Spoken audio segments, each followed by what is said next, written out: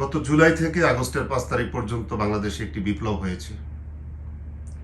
সেই বিপ্লবের বিজয়ের পর জুলাই 8 তারিখ একটি অন্তর্বর্তীকালীন সরকার গঠন হয় এবং অন্তর্বর্তীকালীন সরকার প্রধান ডক্টর মোহাম্মদ ইউনূস।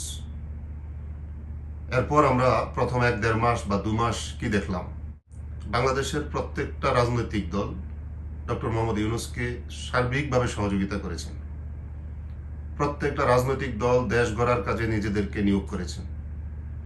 বিশেষ করে আওয়ামী লীগ ইস্যুতে প্রত্যেকটা রাজনৈতিক দল ছিল ঐক্যবদ্ধ এবং প্রথম 2 মাস বাংলাদেশের যে কোনো ধরনের সমস্যা সমাধানের জন্য প্রত্যেকটা রাজনৈতিক দল ঐক্যবদ্ধভাবে মোকাবেলা করেছেন।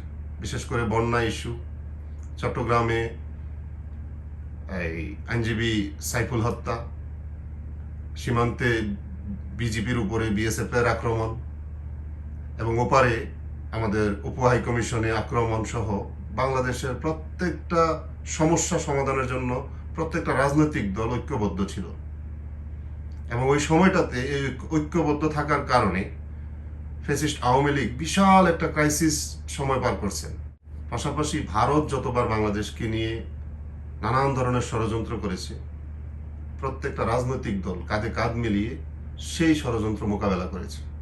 এই অন্তর্বর্তীকালীন সরকারের প্রথম 1-1.5 মাস কিংবা 2 মাস পর্যন্ত বাংলাদেশের প্রত্যেকটা রাজনৈতিক দলের মধ্যে এই ঐক্যটা ছিল, কিন্তু 1-1.5 মাস বা 2 মাসের মাথায় আস্তে করে ঐক্যের মধ্যে ফাটল সৃষ্টি হলো।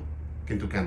এই কেনর জবাব হচ্ছে, ভারত যখন বুঝতে পারলো যে বাংলাদেশের প্রত্যেকটা রাজনৈতিক দল ঐক্যবদ্ধ আছে, ডক্টর ইউনূসকে কোনোভাবেই বৎসতা স্বীকার করানো যাবে না, কোনোভাবেই তাকে দমানো যাবে না, বাংলাদেশের বিরুদ্ধে যত রকমের ষড়যন্ত্র হোক, কোনো ষড়যন্ত্র সফলতার মুখ দেখবে না, তখন ভারত শুরু করলো ভিন্ন একটি গেম। ঠিক তখনই লক্ষ্য করলাম যে বিএনপি এবং জামাত, বিশেষ করে বড় দুইটি রাজনৈতিক দল, তারা একে অপরের বিষোদ্গার শুরু করলো, একে অপরকে কটাক্ষ করে কথাবার্তা শুরু করলো। এমনকি আওয়ামী লীগের বিভিন্ন নেতাকর্মীকে থানা থেকে ছাড়িয়ে আনার জন্য কখনো বিএনপি কখনো জামাত, দুদলই তারা থানায় গিয়েছে তাদেরকে ছাড়িয়ে আনার জন্য। তারা মুহূর্তের মধ্যে ভুলে গেছে গত 15 বৎসর এই দুইটা দলের উপরে কি ধরনের অমানবিক অত্যাচার নির্যাতন হয়েছিল। কত নেতাকর্মী বিএনপি এবং জামাতকে সাপোর্ট করার কারণে ঘরে ঘুমাতে পারেনি, স্ত্রী সন্তান মা বাবাকে রেখে অন্য শহরে গিয়ে রিক্সা চালিয়ে নিজের জীবন যাপন করেছে। নিজের বাবা মারা গেছে, সেই বাবার জানাজার মধ্যে উপস্থিত হতে পারেনি। গুম, খুন, ক্রসফায়ার, কত রকমের অত্যাচার, এগুলো আর বলার মতন আপনারা সবাই জানেন। কিন্তু মুহূর্তের মধ্যে এই দুটি দল ভুলে গেছে যে আওয়ামী লীগ এবং ভারত তাদের সাথে গত 15 বছর কি করেছিল।